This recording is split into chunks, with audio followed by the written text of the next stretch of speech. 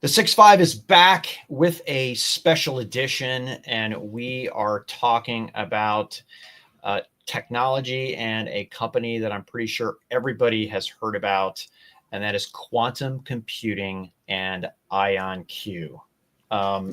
Basically, quantum computing, we can debate when it's going to happen, but it's going to impact virtually every aspect of applied sciences, whether it's chemistry, material sciences, national security, logistics, financial services, and I'm sure a lot of things we haven't even discussed. Daniel, great to see you.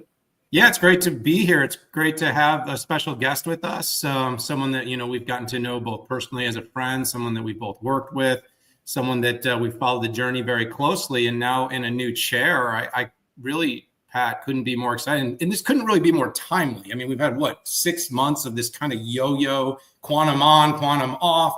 Yeah. Is it going to accelerate? We're going to ask all these questions. We're going to hit them up. We're going to make Well, hey, let's bring him in. I mean, Niccolo, great to see you. Great to see you, Niccolo. Great to be here, guys. Great to be here.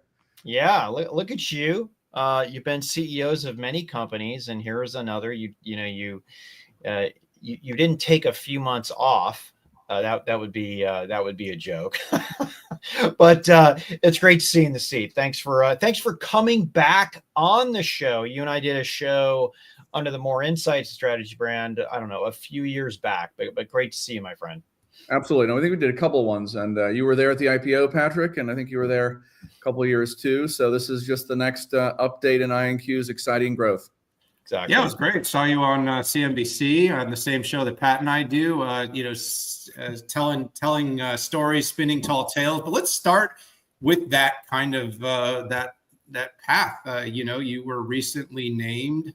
President, CEO, you were involved in the IPO, you've been on the board a long time, but it was pretty sudden. It happened pretty quick. Talk a little bit about kind of this journey to this role. Sure. Yeah. I mean, look, as you guys both know, I'm a physicist originally, did physics undergrad, Cambridge University and grad. And actually I first saw the founder of IonQ, Chris Monroe's research back in the mid 90s. Chris Monroe was the first physicist who demonstrated that this theoretical postulate that Dr. Richard Feynman had in the 70s could actually be turned into a physical reality. Since about 1995, IonQ has been plugging away at solving the physics problems it takes to build the world's first functioning and best quantum computer. But then it moved on to sort of engineering, I would say, once the company spun out of Chris's lab in sort of 2015. I actually had my own, doubts in the early 2010s about, 2000s up to 2010 about the speed at which quantum computing was going to commercialize. But that changed, I'd say, after 2015, when $2 billion of venture money flowed into the quantum computing space and these lab spinoffs got capitalized. So as Pat, you'll remember, I started diligencing this space in 2019, from an IPO perspective. In 2020, we selected IonQ, mostly because the entire industry agreed that IonQ was going to commercialize first and had solved the fundamental science issues and was on to kind of the next stage of very challenging engineering challenges to address, but nevertheless in the engineering zone as opposed to the physics breakthrough zone. So we could have taken almost any quantum computing company public, whether it was divisions of companies, private companies, all over the world.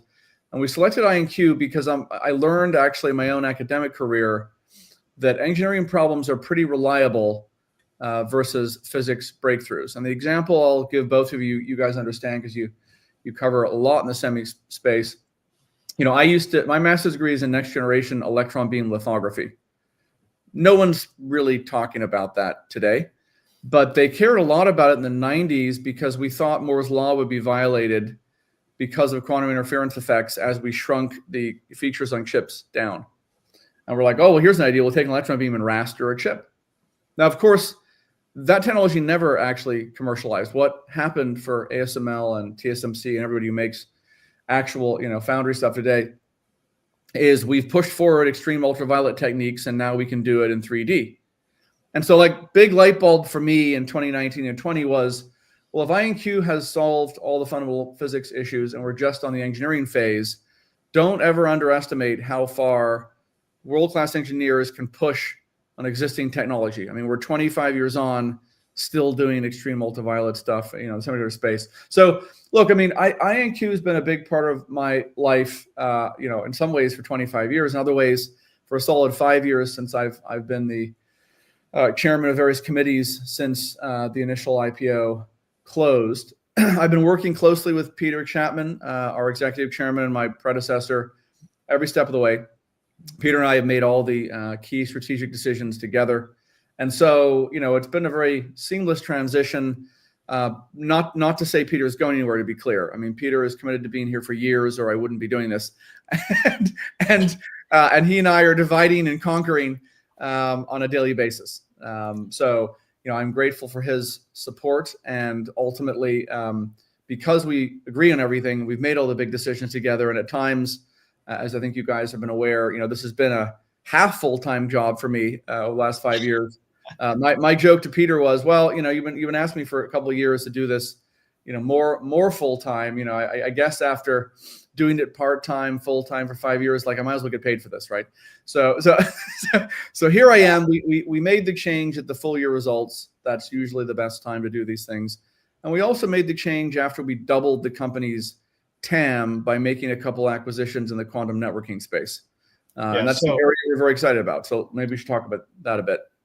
Yeah. So Niccolo, I appreciate it's great history lesson and kind of putting it in perspective. You just didn't show up out of nowhere. That's right. You've been in and around the company for 5 years. One of the biggest questions that Daniel and I get from enterprises, investors, CSPs is commercialization, right? And that's a kind of a loose term, right? Definitions go from quantum advantage to, hey, I'm able to do this, you know, same workload with a traditional compute infrastructure 1,000 times better, or just better. Yeah. And I'm curious to get your take on this. I call it the quantum continuum. What do you see as the timeline commercialization? And probably a good place to start is, how do you define that? Yeah. So IonQ, and this is why we took them public, has been focused on commercialization earlier than everybody else. And it's because our machines work today, and they've worked for 5 years. So a statistic that I like to remind people of is when we did the IPO, which was 5 years ago, IonQ was the only company in the world that had its machines accessible publicly on the Google, Amazon, Microsoft cloud. And that was our AQ11 system, I think, 5 years ago. Today, we're still, I'm not exaggerating, 5 years later, we're still the only company in the world that has our machines available publicly on the Google, Amazon, Microsoft cloud. Now, the fact that Google, Amazon, and Microsoft don't put their own machines on there, and the fact that nobody else has their machines in all three clouds, you know, that should give people something to reflect on. We are here, and we are solving useful problems for commercial companies like General Dynamics, Ansys, Airbus, Samsung, AstraZeneca, you know, on a global basis, and we're generating real. That's not very well known, by the way. Like I'm even like, I think I knew there were big names, but you're still the only one on these clouds. That's impressive. Yeah, we're the only one on the clouds, and so that's a robustness comment. That's a realness comment. Okay, you know, I'm gonna give you a statistic just to sort of back that up that will probably surprise both of you. We had more GAAP revenue last year than everyone else in the public space combined times 2, right? And same for our cash balance, which, you know, you guys know I like to keep healthy and strong. We just finished a fundraise, last week. So, you know, look, we said that on the last earnings call on February 26th that we're going to measure ourselves on GAAP revenue like any real company. We are in the business of quantum computing and in the business of quantum networking. We have an R&D function like everyone else does. It's the biggest department of the company. But we also have an engineering function, a manufacturing function, a go-to-market function, a sales marketing function. And we're building these machines at our manufacturing site outside Seattle. You can come visit them in our headquarters in College Park, Maryland, or in Seattle. And we're shipping these and commissioning these all over the world. We've shipped one to Basel, Switzerland. We've just shipped one to the Air Force Research Lab. A week ago, we announced as the first of 2 that we're commissioning for them. And so quantum is a very real thing for us on both the networking and the computing side. And we're focused on driving the engineering path forward of our networking products and our computing products, and continue to capture government customers, university research labs, but more importantly, real commercial customers and partnerships on both sides of the Atlantic. We acquired a business in Geneva, Switzerland, and one in San Diego in the networking space called IonQ and Cubatech. So we've picked up Singtel as a customer, SK Telecom as a customer. We have an 800 kilometer, quantum network backbone in Korea. They're really focused, of course, on next generation Internet 2.0 stuff. And so, whether it's stacking cargo for Airbus, anomaly detection for General Dynamics, we are getting better solutions today for customers, and we're not even onto our next system yet, right? So AQ36 for us is going to go to AQ64 by the end of the year is what we've guided to. And that machine will be 270 million times more powerful than the AQ36 system because, as you might remember, Pat, it moves forward doubly exponentially. So you add a qubit, you double the machine space, if you will. Add 28 qubits, and it's 2 to the power of 28, which is a big number, right? So this is getting really real and really impressive quickly. And we are working with customers and iterating with them to translate real world problems into a manner that will run on our quantum computers, and then iterating with them to make sure they're getting better results in all these problem areas. So the 6.5, we spent some time this week with another quantum leader, a company that at least is in the space, IBM. Arvind Krishna talked about it, and he had this really optimistic viewpoint around quantum too. One of the things he said that was really interesting was about a lot of the problems quantum will be able to solve that AI won't. Basically talking about the kind of QPU, CPU, GPU connection that's going to really drive the future. But even his continuum was a little bit more like in 5 years, we're going to see real commercialization. He kind of used 2029, 2030. You really are, you sound like real revenue now, real commercial applications now, real customers now. What is it, and I'm going to kind of give it's a little bit about the continuum, a little bit about the IonQ. So what is it that you're doing that ever at Google and everything seems like a science project, an academic thing, a supremacy of quantum thing, but you're sitting here going, we're booking deals, we're selling computers, we're doing networking, we're driving revenue. What gives, Niccolo? Yeah. What's the difference here? Well, what gives is two things. One, our founder, picked a better commercialization path in 1995. Two, we've been at it longer than everybody else. So it always makes me laugh when, and I'm not here to knock anybody, but we have the only system that runs at room temperature. We use natural ions as our qubits, which are automatically perfect. You don't have to manufacture them. So error rates are much lower for us. We don't need as many physical qubits to get to logical qubits. And not having to cool stuff down gives us a miniaturization path. But as I like to remind everyone, we were at the point, so Microsoft and Amazon had, splashy announcements a few weeks ago. But if you read the articles from their own scientists, they say things like, well, we only really have one qubit. We've built it 8 times. It's a prototype. We haven't connected anything else, and we can't actually do anything.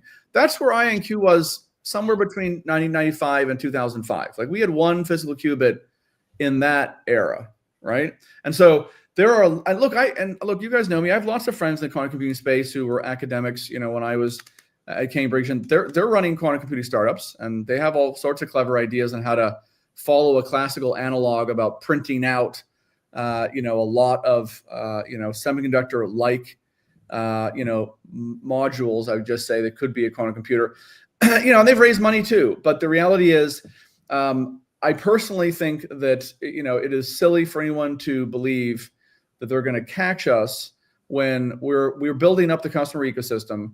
Our stuff runs at room temperature. The Air Force cares about us because we can miniaturize and go in cockpits, go in drones. The Air Force cares about our networking business because drone hacking is a big deal. The Air Force cares about our sensing, business because GPS jamming is an increasingly real deal, right? And so I liken, and this is now like you guys will understand, I liken our position in some ways to, betting on a startup AI GPU company over Broadcom or NVIDIA that tells you their R&D path in 2035 is going to wipe the floor with NVIDIA or Broadcom. It's just not the way tech markets develop, right?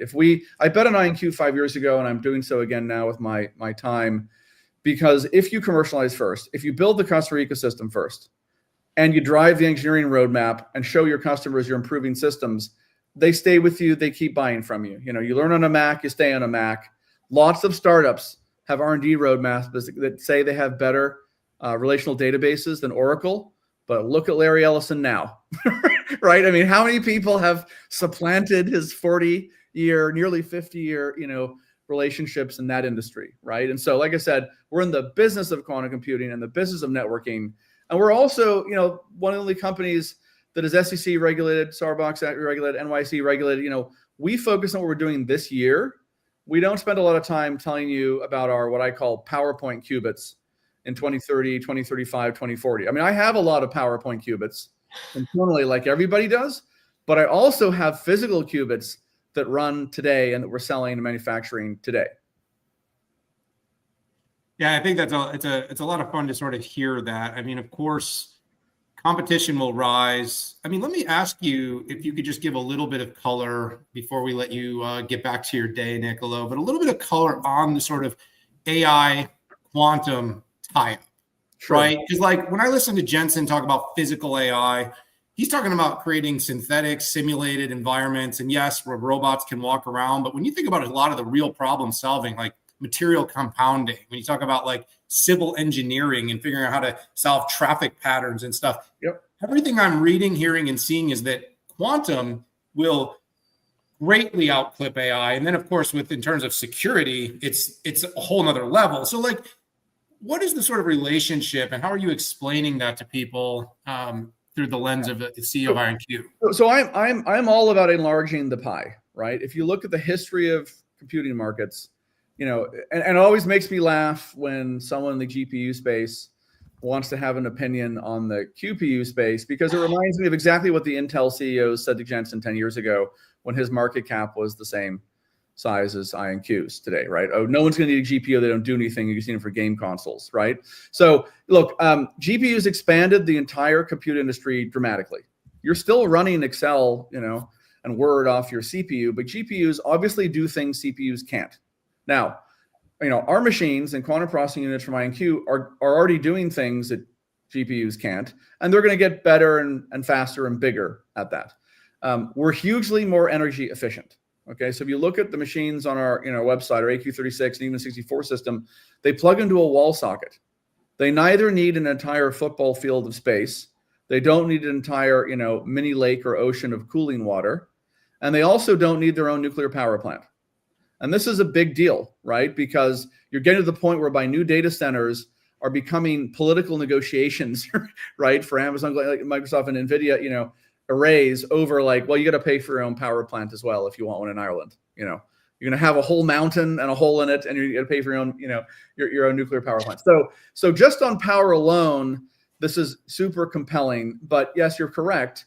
The number of permutations quantum computers can look at can't be matched even by all the GPUs in the world once we get to a certain size machine. Our AQ64 machine is not simulatable by even millions of GPUs. And the one beyond that, it won't be simulatable by all the CPUs and GPUs on the planet, from phones to laptop to desktop, right? So very quickly, this becomes the most efficient, effective, and cost-effective means of running whole new areas of the compute space. I'm not sitting here saying I'm going to have NVIDIA's revenue next quarter. That's not what I'm saying. But what I am saying, along with probably Arvind, IBM, is, this is going to solve problems that will never be solved in complexity. It will enlarge the applied science space, Pat, as you rightly said at the front. And eventually it'll start to nibble on the efficiency, cost, environmental concerns that people have, right? And then, yes, you're correct, Daniel, that we're in the quantum networking business because it's been well understood for a long time that RSA is going to be crackable by larger quantum computers. And so the basis of banking, e-commerce, communications, secure communications for everything from the military to, just your iMessage, right, are going to be under attack. Same with crypto when quantum computers get big enough. Quantum networking is a solution, right? Quantum networks can't be hacked even by quantum computers. You can certainly know when someone's listening on the line, which is the beauty of quantum networking. And so there's big interest from defense sectors, banking sectors, and of course, network and telco, players worldwide, because we're going to have to move to this at some point. The question, like with quantum computing, is, exactly when does RSA 256 or 128 or whatever next gets rolled out get hacked? But back to my point on the doubly exponential, the reason I've been so bullish on IonQ from the IPO is because we're adding a qubit sometimes a month.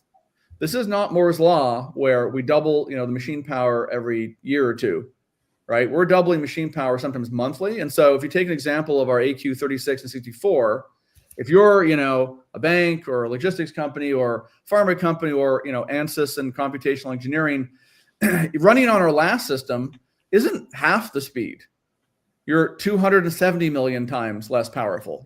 You'll make no money if you're relying on running these algorithms in your prop trading team at a bank. You won't win the stealth bomber, tender if your competitor has a machine that much more powerful. Your vaccine, your COVID-20 vaccine will come out, a lot later than your competitor. And so I think it will turn into fantastic pricing power for IonQ. And I think it will move from, dip your toe in the water, nice to have for the Fortune 100, to absolute necessity, CEOs getting fired if they screw up this decision, right? Yeah. Niccolo, gosh, thank you so much for coming on and having this conversation. One of my biggest takeaways is on the positive side is we didn't have a 20-minute debate on just the tech. And you made it real. What that signals to me is we are getting, I know you said you are commercializing now, you do have real live customers, but the degree of commercialization when we start having conversations like this indicates to me that this is more real than not. And I do appreciate some of the absolutes that you brought up as well related to IonQ, what you're doing. I always like to call them black and white differentiators as opposed to shades of gray. I think that just helps people's cognitive abilities, because not a lot of people can deal with these shades of gray. And quite frankly, the quantum industry has been one giant shade of gray. Okay. So you bringing that to the table, I really appreciate. Thank you for coming on the show. Let's not wait 3 or 4 years. The next time we have you on here, good luck with everything, Niccolo. Thanks so much. Have a great day, guys. Yes, this is Pat and Dan and Niccolo here on a special edition of the 6-5 show. We are talking quantum, the commercialization of quantum, meeting the new CEO and previous and current board member, Niccolo De Masi. Take care, hit that subscribe button, check out all of our content about IonQ and quantum. Take care.